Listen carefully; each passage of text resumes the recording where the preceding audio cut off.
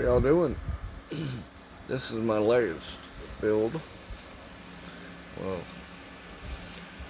it's not a build, I just took everything out of one case and put in the other one.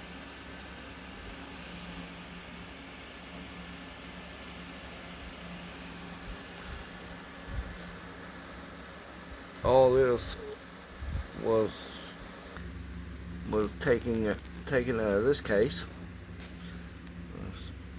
Power supply still in it, but